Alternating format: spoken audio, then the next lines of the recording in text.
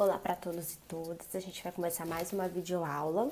Hoje nós vamos começar a estudar a respeito das civilizações fluviais, que são as primeiras civilizações que vão surgir. São as civilizações que vão surgir no Oriente Médio, no continente africano e no continente asiático. São os primeiros registros de civilização que a gente tem. E elas são chamadas de civilizações fluviais porque elas ficam próximas de rios. A palavra fluvial vem de água de rio, por isso que elas são chamadas de civilizações fluviais. Quais vão ser as primeiras civilizações que vão surgir? A Mesopotâmia, que fica ali na região do Oriente Médio, atualmente fica no país onde é o Iraque, naquela região. A Mesopotâmia ela era formada pelos rios Tigre e os rios Eufrates. Eram esses dois rios, que possibilitaram que aquela região pudesse desenvolver sistema de agricultura, de criação de animais e de outras coisas, dentro daquela região. A outra civilização que vai surgir é a civilização do Egito, que fica no norte do continente africano. O Egito ele é banhado pelo rio Nilo, que vai ser a principal fonte de abastecimento para aquela região também. Na China vai surgir também, mais ou menos nesse mesmo período, a civilização chinesa. Vão ter dois rios importantes na China, que é o Rio Azul e o Rio Amarelo, que vão ser os rios que vão possibilitar o desenvolvimento daquela civilização no Extremo Oriente. E também na Índia, onde a civilização indiana é uma das primeiras civilizações a surgirem. Também conta com rios importantes, que era o Rio Indo e o Rio Ganges, que vão ser os dois rios que vão banhar e possibilitar a criação de animais e agricultura em toda essa região. Elas vão ser chamadas de civilizações fluviais, como eu falei, por conta dos rios. E esses rios vão ser fundamental para o desenvolvimento das atividades econômicas. O que era uma atividade econômica? Por que essas atividades elas eram importantes? Porque a atividade econômica aqui, que a gente estuda como atividade econômica, eram as atividades que possibilitavam a sobrevivência. A agricultura e a criação de animais fornecia para aquela civilização, para aquela comunidade, alimento. A criação de animais, a criação do boi, da galinha, do porco, eram os animais que seriam utilizados como alimento, como comida, certo? Para abastecer aquela civilização. Da mesma forma, a agricultura ali ela era usada para fornecer comida para aquela civilização, fornecer o alimento necessário para que aquela civilização pudesse se desenvolver. Por isso que os rios eles eram tão importantes, porque vai ser por conta deles que vai se desenvolver os mecanismos básicos para que aquela civilização pudesse crescer. E o que precisa acontecer numa civilização para que ela possa se desenvolver? Isso desde antigamente até os dias de hoje. O que um país precisa ter? O que uma civilização precisa ter? Ela precisa ter um sistema de abastecimento, ela precisa que as pessoas daquela comunidade se alimentem, que elas bebam água, que elas tenham um básico para sobreviver. Porque se você não come, você morre. Se você não bebe água, você morre. Então precisava de sistemas de abastecimento e vai ser por conta dos rios que esses sistemas vão aparecer, certo? E aí vão se organizar as sociedades e eles vão começar a desenvolver, como a gente estudou lá numa aula anterior, o desenvolvimento da tecnologia. Então eles vão começar a desenvolver canais de irrigação, que vão ser instrumentos tecnológicos para levar a água do rio a terras mais distantes. Era você fazer recortes no rio para desviar a água dos rios para ir para lugares mais longes, para terras mais longes e molhar uma maior quantidade de terra. Com uma maior quantidade de terra irrigada, você vai ter mais plantações, mais alimento, e você vai ter uma população que vai se alimentar melhor e, consequentemente, vai trabalhar melhor, vai viver melhor e etc, etc, etc. Por isso que é importante a alimentação, uma coisa básica para o nosso dia a dia. Com esse desenvolvimento dessas primeiras sociedades, vai surgir a figura do Estado. O que é o Estado? É o governo, é quem governa, quem manda naquela localidade, quem manda naquele povo. Aqui vai surgir os primeiros chefes políticos. Quando vai se organizar aquela sociedade, eles vão ter, né? Vão começar a distribuir trabalhos. Um grupo vai ficar responsável pela agricultura, um grupo vai ficar responsável por criar animais, um grupo vai ficar responsável pelas construções, as casas, dos prédios, um grupo vai ficar responsável pela construção desses canais de irrigação, que eu falei, e vão ter também os grupos que vão ficar organizando o trabalho dos outros. E também aqueles que tinham a função ligada à religião, que é os sacerdotes. Os sacerdotes eram aqueles que cuidavam da vida religiosa desses povos. E os sacerdotes, sexto ano, eles vão, né, começar a... Eles eram que faziam a ligação entre os homens, né, entre as pessoas e os deuses. A maioria desses povos aqui, eles acreditavam em vários deuses, a gente vai falar mais pra frente.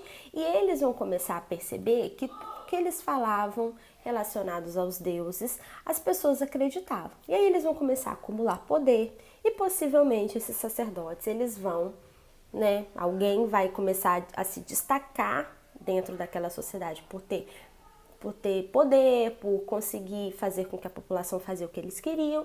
Então eles vão começar a utilizar desse poder que eles tinham e falar que foram os deuses que mandaram. E aí vai surgir os primeiros reis, que é o que a gente chama de poder teocrático. Esses primeiros reis, eles vão, né, dizer para a comunidade que eles foram escolhidos pelos deuses para serem o chefe daquela tribo, o chefe daquele povo, e aí vai surgir essa organização e a figura do rei, né? O rei, ele vai se colocar como o escolhido dos deuses. Então, em todas essas civilizações, o rei, ele sempre tem o poder divino, ele sempre precisa da aprovação dos deuses, da aprovação dos sacerdotes. Então, vai se juntar o poder do povo, né? O poder do rei com a religião para poder fazer com que o povo obedecesse a eles. E o povo vai aceitar, porque como é que o povo ia discordar? Como é que eles iam dizer que não foram os deuses que escolheram aquela pessoa para ser rei? Eles tinham como discordar disso? Não eram eles que se comunicavam com os deuses, quem se comunicava eram os sacerdotes. Então, se o sacerdote disse, eles acreditavam. Vai surgir também as hierarquias sociais, a sociedade ela vai começar a ser dividida em grupos, igual eu falei para vocês, cada grupo vai ter uma função, mas uns vão ter funções melhores do que os outros, digamos assim. Uns vão ter funções de trabalhar menos e vão ter mais privilégios, enquanto os outros vão trabalhar mais. E aí a gente vai ter, né? Vai surgir a figura do rei, todas essas civilizações vão ter um rei, vai mudar de nome. No Egito o nome do rei vai ser Faraó, por exemplo. Em outras civilizações vão ter outros nomes, mas todos vão ter um rei. Os sacerdotes, que eram aqueles que cuidavam da vida religiosa, todas as civilizações vão ter sacerdotes. E os sacerdotes duram até os dias de hoje. Hoje quem cuida da religião, né, os responsáveis pelas religiões, os pastores, os padres e outros líderes religiosos, por exemplo, também são considerados sacerdotes dentro da nossa sociedade. Então, é um grupo religioso, né, um grupo social que existe até os dias de hoje. Aqui nesse período, eles tinham uma função fundamental. Eram eles que eram os responsáveis pela comunicação entre a sociedade e os deuses. As pessoas não acreditavam que elas podiam conversar direto com os deuses. Então, precisava da figura dos sacerdotes. Vão ter os funcionários do rei, cada sociedade, né, vão ter os seus funcionários, que eram aqueles que trabalhavam na organização do reino, vigiavam o trabalho, cuidavam daquilo que estava sendo produzido, plantado, colhido, do que estava se falando. Então, eles ficavam ali cuidando da administração do reino, né, daquela civilização. Vão ter os chefes militares, que eram os responsáveis por organizar o exército. Nesse período, os exércitos, a organização militar era fundamental. Por que era fundamental? Porque eles estavam ocupando regiões que eram cobiçadas, era região perto de rios. E não havia só aquele povo que vivia ali, que era o único povo que vivia na região. Outros povos viviam ao redor. E conquistar uma terra perto de rio era conquistar muita riqueza, era a possibilidade que eles tinham de manter aquela população, de fazer com que aquele povo conseguisse a riqueza do rio. O rio tinha muita riqueza, além da água para beber, além da pesca, o rio fornecia água para os animais beberem, então a criação de animais, e para a agricultura. Então precisava de uma força militar boa, concentrada, para quê? Para impedir que tribos inimigas invadissem aqueles povos e também possibilitar que eles conseguissem conquistar outras terras. Então por isso que era importante as forças militares, os chefes militares. Então tinham os chefes que eram próximos do rei, tinham privilégios, e tinham os soldados que eram aqueles que lutavam na guerra. Vamos ter também o surgimento de um grupo chamado escribas. Os escribas, gente, eles eram fundamentais e eles vão ser os responsáveis pela escrita. Nessas primeiras sociedades vão surgir os sistemas de escrita, que eram mecanismos para registrar aquilo que estava acontecendo, né, naquela sociedade. Tanto a produção, a quantidade de comida, a quantidade de animal que estava sendo plantado, vendido e tudo mais, quanto o escriba era responsável também por anotar as decisões dos reis, as lendas, a história daquele povo, o que acontecia, os eventos marcantes. Então eles vão ser fundamentais. Ele era um dos poucos que sabiam ler e escrever. Nessas sociedades, a escrita e a leitura não era disponível para todos, apenas os grupos da nobreza, esses grupos perto do rei, próximo ao rei, é que tinham o poder da leitura e da escrita. Os trabalhadores não tinham esse acesso, então os escribas eles eram fundamentais, eram membros da nobreza que tinham acesso aos livros, que tinham acesso à escrita, que sabiam ler e escrever e que podiam passar, anotar e passar as informações para as pessoas que viriam no futuro. Vamos ter os artesãos, que eram os produtores, né, das primeiras mercadorias, os produtos naquele período, pratos, panelas, vasilhas, camas, tudo que as pessoas necessitavam eram feitos pelos artesãos, então eles eram fundamentais.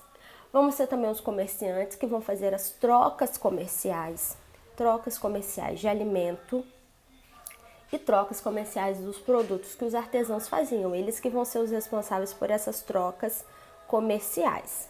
Vamos ter também os camponeses, que eram aqueles que trabalhavam nas terras, eles eram trabalhadores livres, ficavam com parte da produção, mas trabalhavam nas terras, ou da nobreza, dos sacerdotes, dos chefes militares, dos funcionários do rei, do próprio rei, ou eles trabalhavam em pequenos lotes de terra que pertenciam a eles mesmos, mas uma parte um período do tempo deles, eles doavam a produção para o reino, para o rei, em nome dos deuses.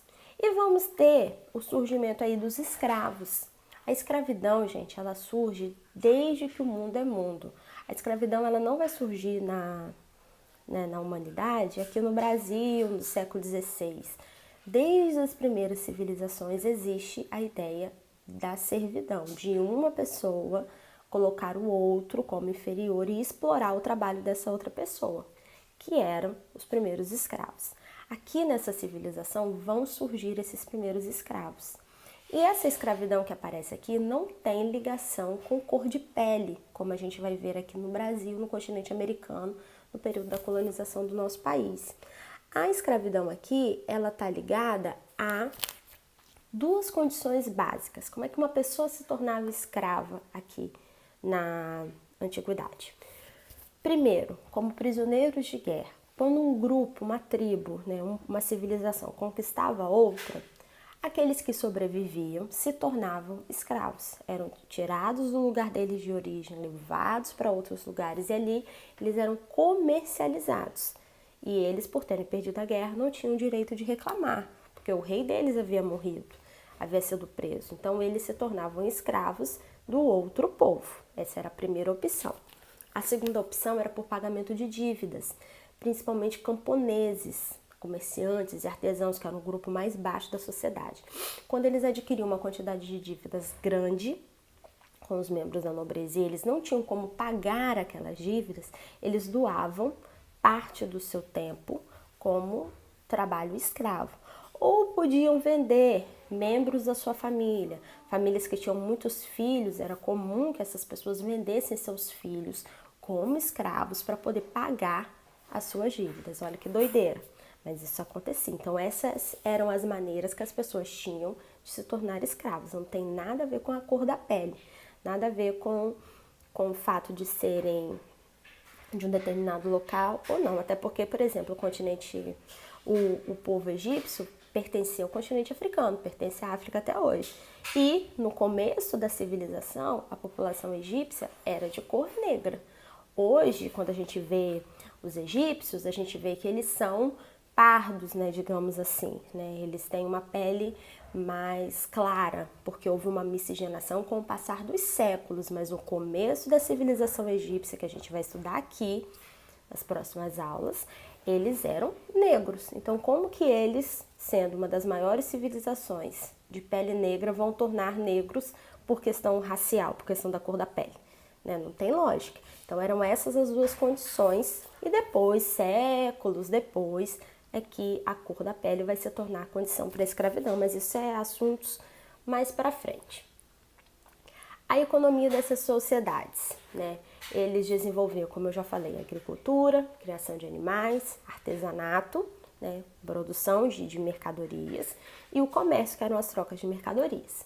Eles também vão ser os primeiros a desenvolver conhecimentos astronômicos, conhecimentos matemáticos, vão começar a desenvolver a escrita de histórias, de lendas, de contos sobre aquelas localidades, de contos religiosos, de histórias religiosas, a história daqueles deuses. Então, cada civilização vai ter a história dos seus deuses contadas por esses escribas, que era um desenvolvimento de ciência, que era um desenvolvimento de intelectualidade, digamos assim.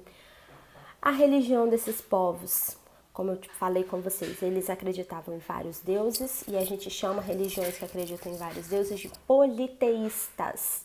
Politeístas são aqueles que acreditam em vários deuses e eles tinham vários deuses que eles acreditavam.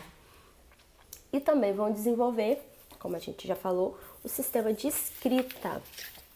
Nessas civilizações vão ser desenvolvidos sistemas de escritas.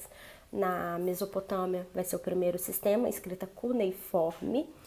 No Egito a gente vai ter a escrita hieróglifa, né, que era uma escrita com sinais. Na Mesopotâmia também era uma escrita com sinais. Na Mesopotâmia a escrita era feita em pedras de barro. No Egito a escrita era feita nos papiros e eram, né, sinais, cada sinal representava uma palavra ou uma ação.